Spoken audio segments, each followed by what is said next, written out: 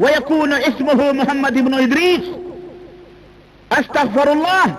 تم اپنی کتابوں کے اندر لکھو کہ میری امت میں اللہ کے نبی نے فرمایا میری امت میں ایک شخص پیدا ہوگا جو میری امت کا دجال ہوگا اور اس کا نام محمد بن ادریس ہوگا. اور یہ محمد بن ادریس کون ہیں؟ امام شافعی رحمت اللہ علیہ. انہیں تم دجال بناؤ.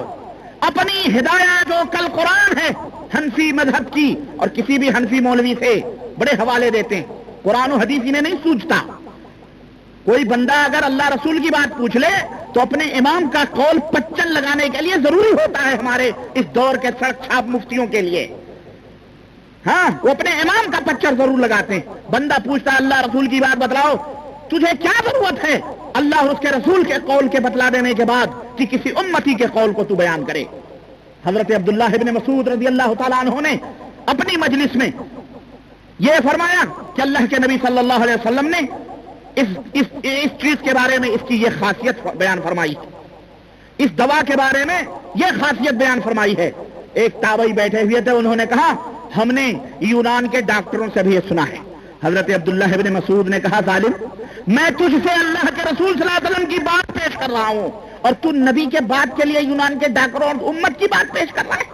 اما نبی کی بات کی تائید کے لیے، نبی کے بات کی تائید کے لیے کسی امت کے بات کے تائید کی ضرورت، رب کے تائید کی ضرورت ہوتی ہے.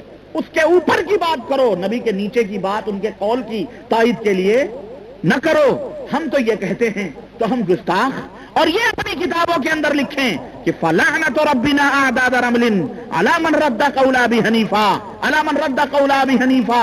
اس آدمی کے اوپر ریت کے ذروں کے برابر لعنت ہو جو امام ابو حنیفہ رحمت اللہ علیہ کی کسی ایک بھی بات کو رد کر دے.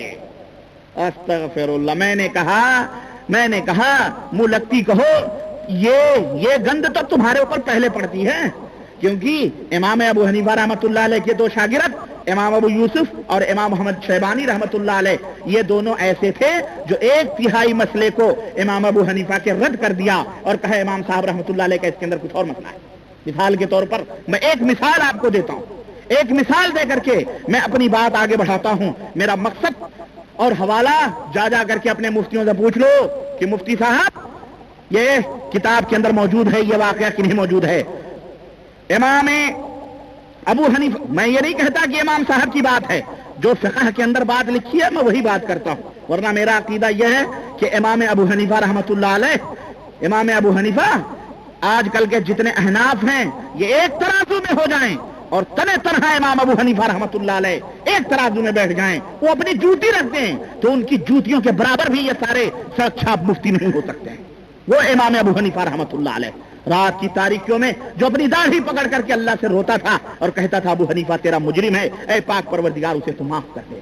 آج اس امام کے اوپر، اس فقیہ کے اوپر ظالموں نے ایسے گندے مسائل لا کر کے منسوب کیے ہیں کہ حیا اور شرم آتی ہے کہ اپنی بہن بیٹیوں اور بہوؤں کے سامنے وہ مسئلے بیان کیے جائیں اور اس کا نام فقہ رکھا گیا ہے.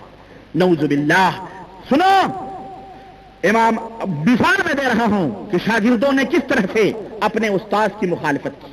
ہمیں کہتے ہیں نا تم مخالفت کر رہے ہو اماموں کی، تم کافر ہو، غیر مقلد ہو، لا مذہب ہو. اگر ہم اختلاف کریں ادب کے ساتھ تو ہم کافر اور ہم لا مذہب. اور اگر شاگرد استاد سے اختلاف کر کے الگ ہو جائے اور استاد کی بات کو رد کر دے تو اس کو کیا کہو گے؟ اس کو کیا کہو گے؟ اس کو کیا فتوا دو گے؟ امام ابو حنیفہ رحمت اللہ علیہ کے فتوا ہے کہ اگر کوئی شخص، نعوذ باللہ، میں یہ پہلی بات میں یہ نہیں کہہ رہا ہوں کہ یہ امام صاحب نے نہیں کہا ہے، یہ 400 برس کے بعد ملانوں نے بنایا ہے اور بنا کے امام صاحب کی طرف منسوب کیا ہے. کسی نہ کسی کے سر تو تھوپ نہیں تھا نا، ان کی تو کچھ چلتی نہیں، ان کو تو کوئی جانتا نہیں، ان کا تو نام و نشان نہیں. امام صاحب رحمت اللہ علیہ ایک مسکین مل گئے، بس انہی کی طرف ہر مسئلوں کو ڈالنا شروع کیا. لکھتے ہیں اگر کوئی شخص اپنی ماں کے ساتھ، اپنی دادی کے ساتھ، اپنی خالہ کے ساتھ، اپنی بہن کے ساتھ، اپنی بیٹی کے ساتھ نکاح کر لے اور ان کے ساتھ ہم بستری کر لے اور وہ یہ بھی جانتا ہے کہ یہ حرام ہے، تو امام ابو حنیفہ کے قول کے مطابق اس کو اوپر کوئی حد قائم نہیں ہوگی. استغفر اللہ. میرا یہ عقیدہ نہیں ہے کہ امام صاحب نے کہا ہے. اٹھاؤ شامی، بہت ناز ہے تمہیں ان فقہ کی کتابوں پر. ہم نہیں کہتے کہ امام صاحب کا یہ مسئلہ ہے، میں کہتا ہوں یہ 400 سال کے بعد اور بلکہ اس کے بعد یہ بنا بنا کے مشہور کیا گیا امام صاحب میں بیچارے کی طرف. امام صاحب ہوتے تو جوتیوں سے تمہارے سر بناتے، تمہارے بال نوچتے جوتیوں سے، اللہ کی قسم. جو امام صاحب کو اس طرح سے بدنام کیا گیا ہے. امام احمد بن حنبل، سوچیں آپ، یہ فتویٰ نقل کیا، قول نقل کیا، اور سنیں، اور نیچے اسی کتاب کے اندر ہے، لیکن ابو یوسف اور امام شافعی اور امام محمد اور امام ابو یوسف جو ان کے دونوں شاگرد ہیں، وہ کہتے ہیں نہیں، امام صاحب کی یہ بات غلط ہے، ان کے اوپر حد لگائی جائے گی. ان کے اوپر حد، شاگردوں نے استاد کی مخالفت کی کہ نہیں کی؟ وہ کیا ہے؟ تم کہتے ہو جو ابو حنیفہ رحمت اللہ علیہ کے کسی ایک بات کو رد کرے، میں سمجھتا ہوں اس کے پیچھے بھی بہت بڑا راز ہوگا، بہت بڑی سازش ہوگی، ہے نہیں؟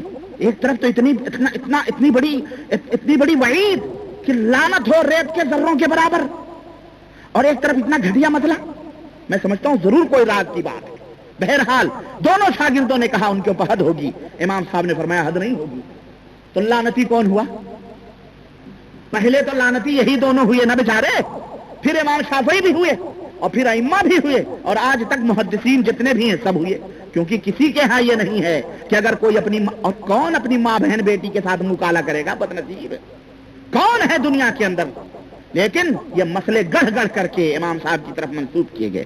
غرض کہنے کا مطلب یہ ہے میرے عزیز، میرے دوست، میں عرض یہ کر رہا تھا کہ جس کی لاٹھی اس کی بھینس، جوتیوں میں دال بٹی، اور اس طرح مذہب کو پھیلایا گیا. اور ہمارے ہندوستان کے اندر جو، میں نے پھر کہا، وہی متحدہ ہندوستان کو اپنے ذہنوں میں رکھو. یہ بٹوارا نہیں، یہ جمعہ جو 8 دن لکیریں کھینچی ہیں، اس کی بات میں نہیں کرتا. میں اسی متحدہ ہندوستان کی بات کر رہا ہوں جس کے اندر سب تھے، چنانچہ اس کے اندر جناب علی حنفی مذہب جاری ہو گیا. چونکہ اور یہاں ایک اور نقطے کی بات بتاؤں میں آپ کو، افغانستان کا جو ہندوستان کا شمالی علاقہ، پاکستان اور یہ پورا ایریا افغانستان سے قریب ہے، اس لیے آپ دیکھیں گے ہندوستان کے اندر کہ جتنا شمال میں آپ بڑھتے جائیں گے حنفی مذہب کی کثرت اتنی ہی ملے گی. لیکن آپ ذرا جنوب ہند کی طرف بڑھیں گے، ساؤتھ انڈیا کی طرف بڑھیں گے، کیرلا، مڈراس، تامل ناڈو کی طرف جائیں گے، آندھرا کی طرف جائیں گے، تو آپ کو ملے گا وہاں شافعی مذہب کے لوگ زیادہ ہیں. کیوں؟ اس لیے کہ یمن سے عرب کے تاجر وہاں ڈائریکٹ آیا کرتے تھے، اور شافعی کا مذہب اس علاقے میں کافی پھیلا ہوا تھا.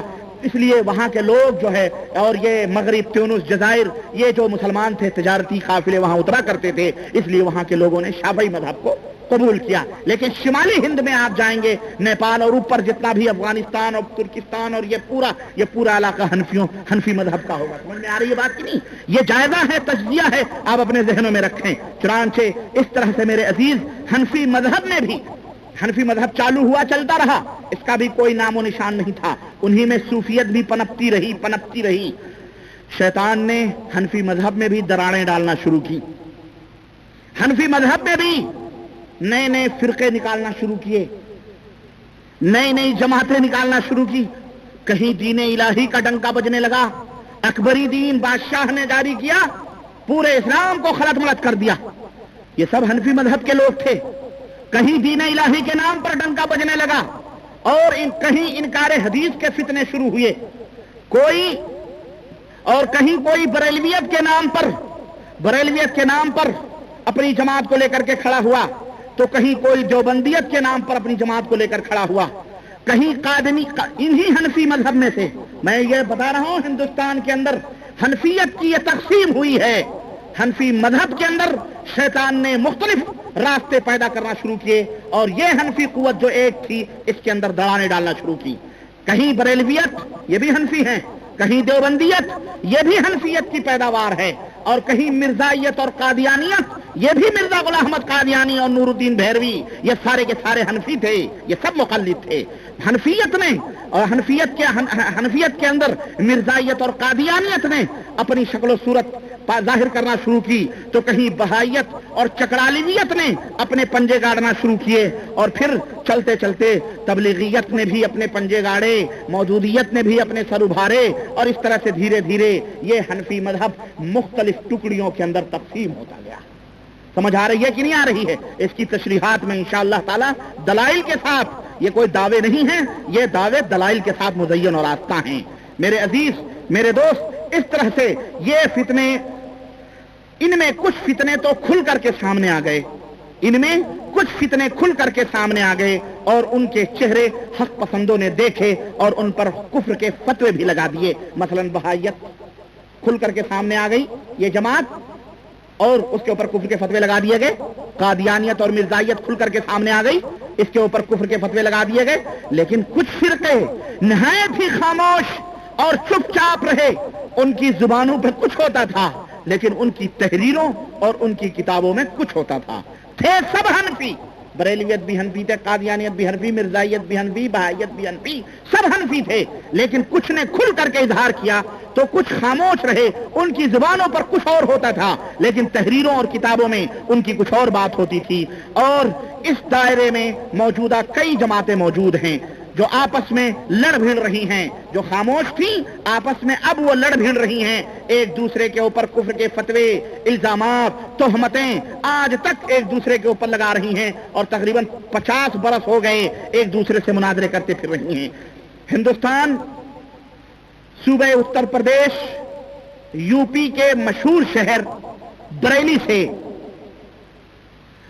ایک فتنہ بریلیت کی شکل میں اٹھا، جس کے بانی اور مبانی احمد رضا خان صاحب تھے، جنہیں لوگ اعلی حضرت اور ان کے ماننے والے مجدد دین ملت کے نام سے یاد کرتے ہیں۔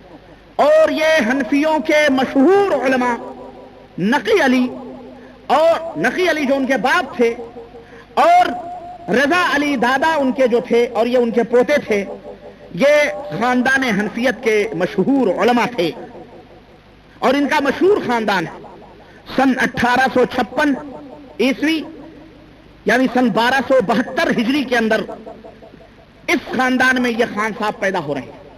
سن 1856 میں خان صاحب بریلی کے اندر پیدا ہو رہے ہیں۔